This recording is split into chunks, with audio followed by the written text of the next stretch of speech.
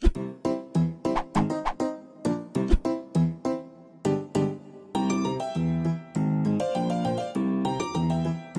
번째 주제로 가겠습니다. 추미애 아들 황제 타령이었다. 이 타령도 이제 황제 타령까지 이제 나옵니다.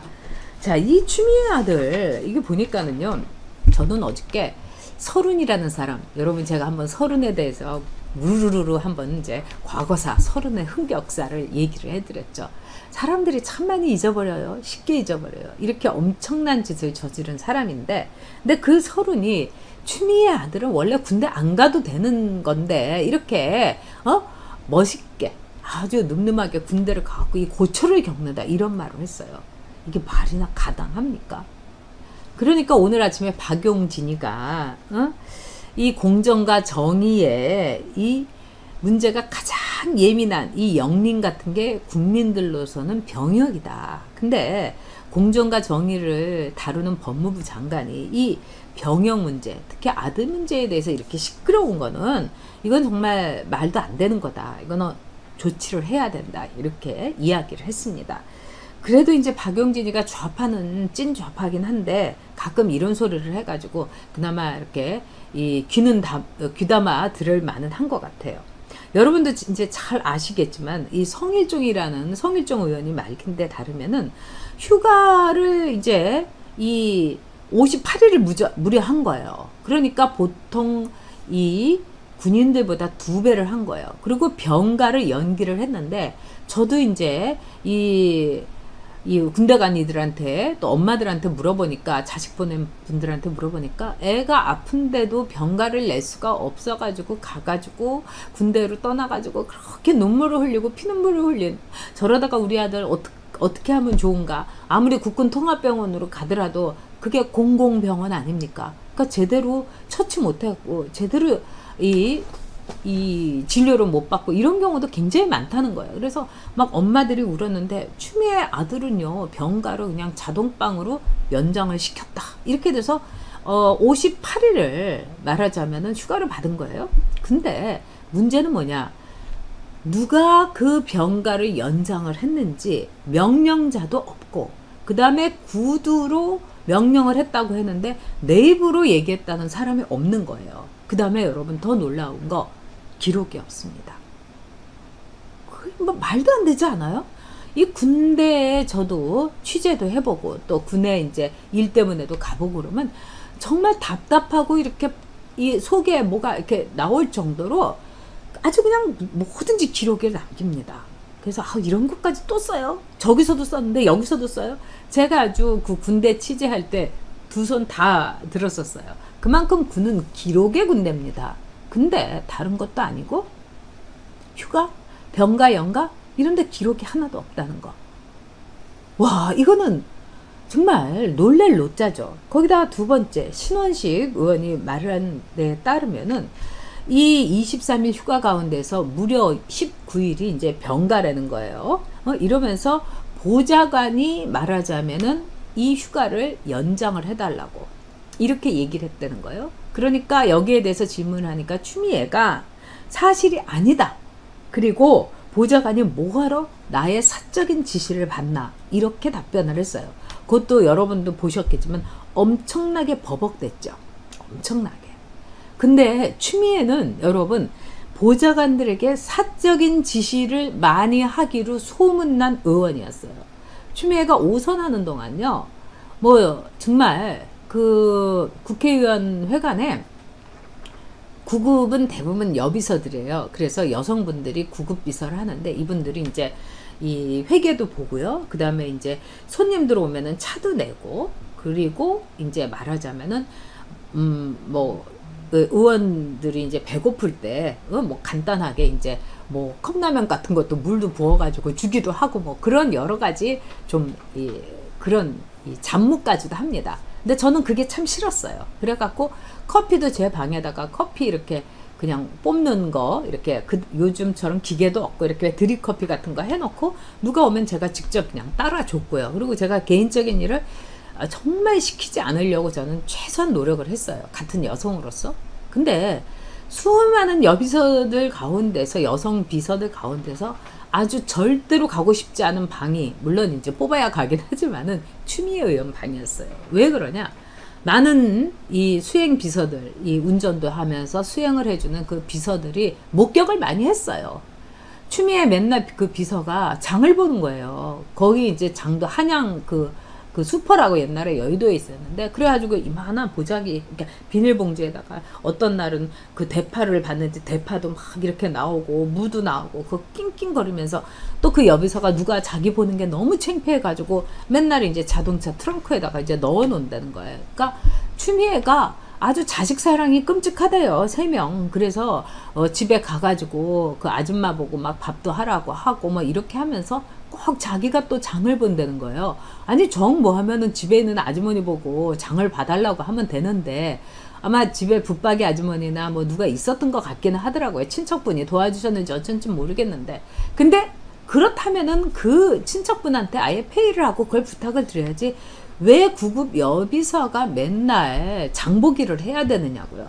이거는 뭐 정봉주 의원도 얘기를 했고, 전 의원도, 정봉주도 저한테 몇 번 얘기를 했고, 저도 그 많은 소문을 들었어요. 마찬가지로 추미애의 아들이 즉 무단으로 휴가를 받아가지고 나 집이다, 여기에 대해서 여러분 이 병사가 이 제보를 한 거를 딱 이제 유튜브로도 여러분 이 화면으로도 보셨을 거고요. 마찬가지로 이 추미애 아들이, 즉 보좌관이 전화를 한 사실을 무려 3명이 알고 있다는 겁니다. 그 당시에 군대에서. 근데 추미애가 만약에 그게 사실이면 이건 직권남용죄에 걸린다, 지 입으로 얘기를 했어요. 그렇죠. 당연히 직권남용이죠. 보좌관 시켜갖고 사적인 거를 시켰으니까. 더구나 요새 갑질 금지법도 있지 않습니까, 여러분? 그러니까 갑질한 거예요. 근데 다 좋은데, 즉 이 모든 서류도 없고 자기 아들의 휴가를 이런 식으로 무단 타령을 시키고, 이게 아무렇지도 않은 거예요. 그것도 갑수사예요. 그렇게 반미 외치면서. 그래서 이 추미애 아들은 그야말로 전형적인 황제 타령이다, 이렇게 볼 수 있는 겁니다. 자, 우리가 좌파들이 이 문재인이고 뭐고 모든 걸 공정하게 하겠다. 과정은 뭐 공정하고 뭐 결과는 정의롭게. 이번에 우리가 좌파들의 그야말로 정말 민낯을 본 겁니다. 얘네들은 과정도 없어요. 자기네들이 막 밀고 막 그냥 쳐들어가잖아요. 부동산 3대법 이번에 밀어붙인 거 보십시오.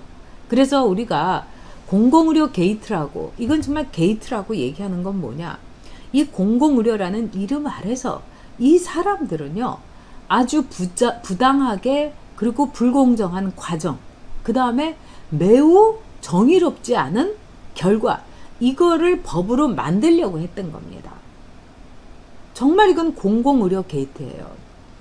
자, 시민단체 자기네들끼리 아는 사람 아들, 딸 그냥 의대에다가 밀어놓고, 그리고 4,000명씩이나 뽑아요.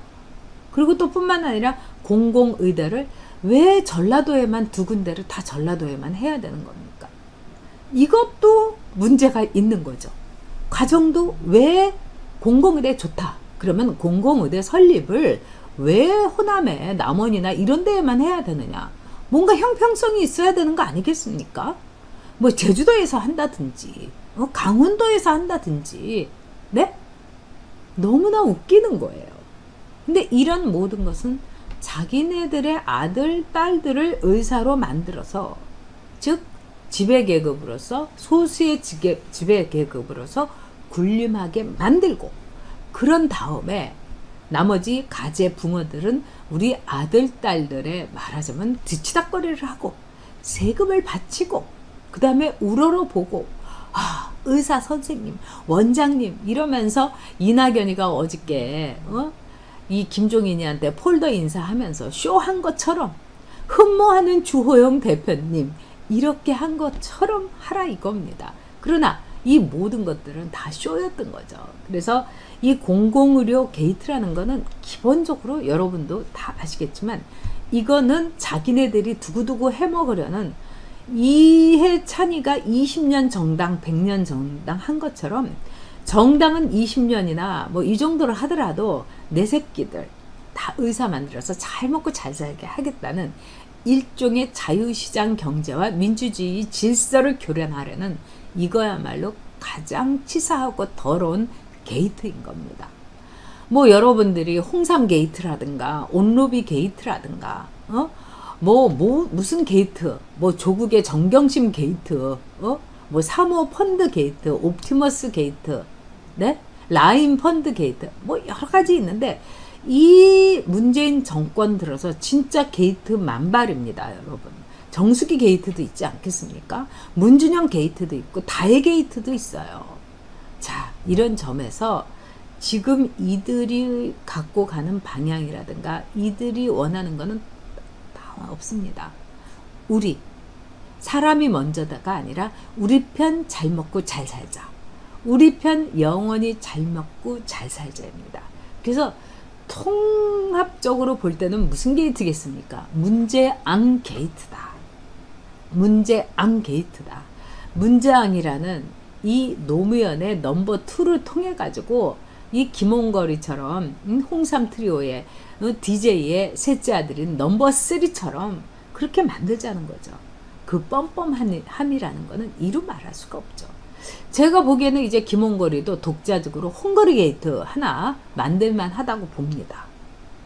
아니 현대 로템 주식을 외교통상에 있으면서 1억씩이나 갖고 있고, 아니 얼마나 돈이 많으면 1억 원어치 주식을 한 회사 거를 이렇게 싹 살 수가 있습니까? 김홍거리가 언제 돈을 벌었어요? 아 정말 너무나 기가 막힌 세상입니다. 뭐 여러분들도 다 이제 그렇게 생각하시죠. 네. 자, 우리 현지님께서 추미애 사태가 정말 답이다. 네, TP팡생님. 사법고시 부활해야 됩니다. 제가 보기에는 사법고시 너무나 이게 뭐 일제시대부터 뭐 있었던 거다 어쩌다 이런 게 있지만은 시험만큼 공정한 게 없습니다. 그러니까 사법 시험의 어떤 제도 같은 거를 좀 바꾸더라도 지금처럼 뭐 정말 뭐 의전원이라든가 뭐 로스쿨제라든가 이런 걸 통해서 로스쿨도 이제는 개천에서 난 용들 이제는 없는 거죠. 돈 많은 집 아니면은 로스쿨 갈 수도 없어요. 시험이야말로 제일 공정하다. 저도 그렇게 생각을 합니다. 네, 우리 브라이트 피처님께서 김홍걸 그동안 오래 신들 이제 다시 게이트로 나와야 캘리포니아 저택은 무슨 돈으로 산 건지.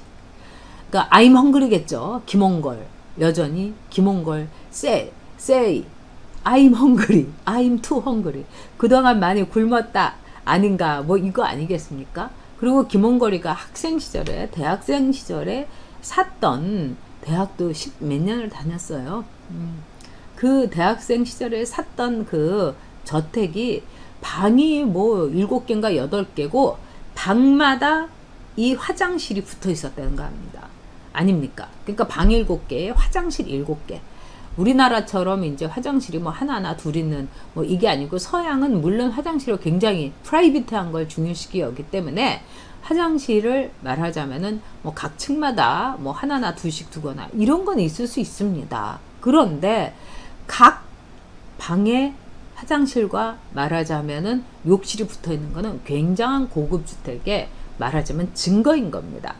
정말 김원일님 펀드 피해자는 은행이 전액 보상해 준다는 나라 펀드 사기금은 어디로 갔나? 와, 라인 펀드를 은행이 다 전액 보상해 준다는 거예요. 이건 말이 안 됩니다. 이 라인 펀드나 옵티머스 펀드 같은 거는요, 이 들 때 요즘 은행에 가면 여러분들한테 등급이라든가 또는 증권사에 가도 굉장히 당신은 뭐 투자 위험 등급 뭐 이거 감수하는 공격적 투자를 하느냐 아니면 방어적 투자를 하느냐 귀찮을 정도로 계속 또 1년에 한 번씩 그거 체크하라고도 하죠. 그 라인 펀드라든가 여러분 옵티머스 펀드에 체크를 한 사람은요, 공격적인 투자형이어야지 그런 펀드를 살 수가 있어요. 그러면 자기가 이미 위험을 감수를 한 거예요. 그래서 여기에 대해서 우리가 낸 세금으로 그 사람들을 전액 보상을 해준다는 거, 이거는 기네스북에 오를 일이고요. 미국 같은 나라에서는 세상에 그런 일이 what a surprise 이렇게 할 얘기입니다. 즉 자기가 책임을 져야 될 문제예요. 근데 그거를 왜 우리 국민이 펀드에 투자도 하지 않은 제가 제 세금을 내 갖고 라인 펀드 사람들에게 그걸 막 메꿔주고 이거를 왜 변상을 해줘야 됩니까? 아, 정말 저는 정말 기가 막힙니다. 네.